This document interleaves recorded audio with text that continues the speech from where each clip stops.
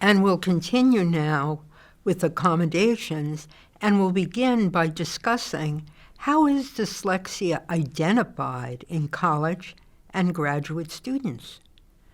Dyslexia is a clinical diagnosis. It must be made by a clinician who knows the student and who is able to thoughtfully synthesize the pertinent historical information, clinical observations, and results of relevant testing. The diagnosis is based on a pattern of findings. It should never be made or ruled out on the basis of an isolated test results. Tests are just proxies. A person's lifelong history and the reality of how that individual reads, especially how he reads aloud, should not be neglected. The hallmark of dyslexia is an unexpected difficulty in reading in relation to the person's other cognitive and academic abilities.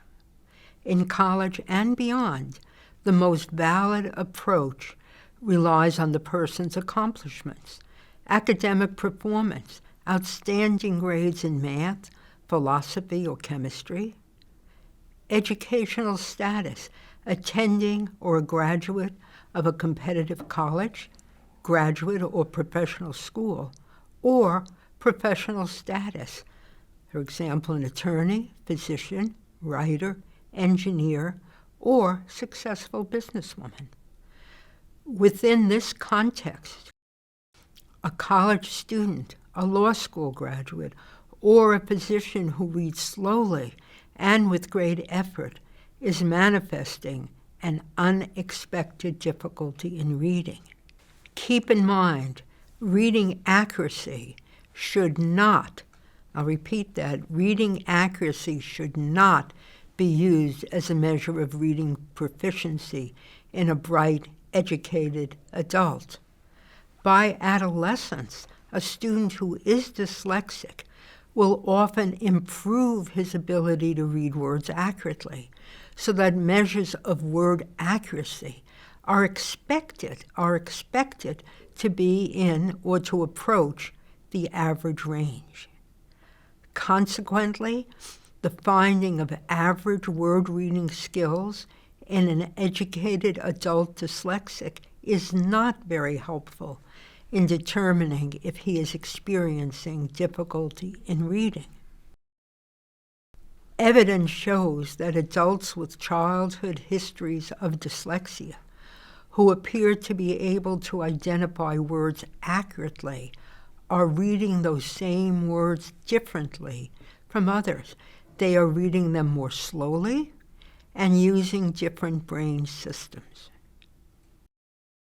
In thinking about the diagnosis of dyslexia in an adult, we ask, what is the best sign of dyslexia in a bright adult? Think about it and write down your answer. Lack of fluency is the only true index of dyslexia in a bright adult. How the person reads aloud is a critical measure of fluency. For example, does he stumble over words, hesitate, mispronounce, omit, or add words as he reads? Does he read with prosody, that is, expression? Prosody is a key criterion for fluency, often overlooked and underappreciated. Prosody provides insight into how well the reader understands what he is reading. Does he adjust his reading to reflect the meaning, read faster or more slowly, raising his voice or whispering, depending on the message being conveyed by the words on the page? You ask, are there other problems that could be confused with dyslexia? Only dyslexia produces the clinical syndrome characterized by the paradoxical pairing of phonologic weakness and higher-level cognitive strengths expressing themselves throughout the person's life. If a person has a history of phonologically based speaking, reading, and spelling difficulties going back to childhood, and now reads very slowly, despite signs of her cognitive strengths, that person is dyslexic.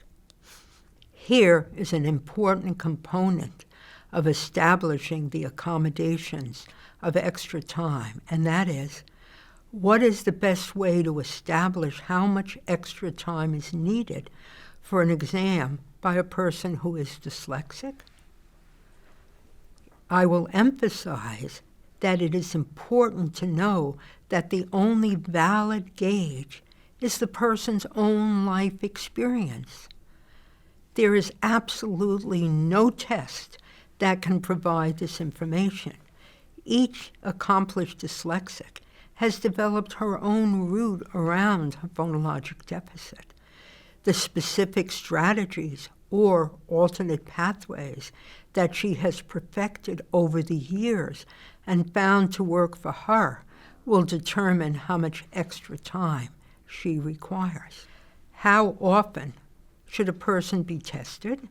This too comes up often, and it is very helpful to know how to answer this question.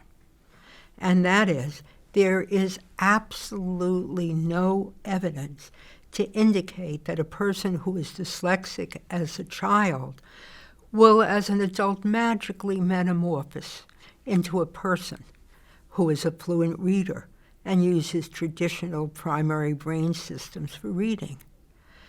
Requests for repeated assessment are without merit. I'm going to repeat that. Requests for repeated assessment are without merit.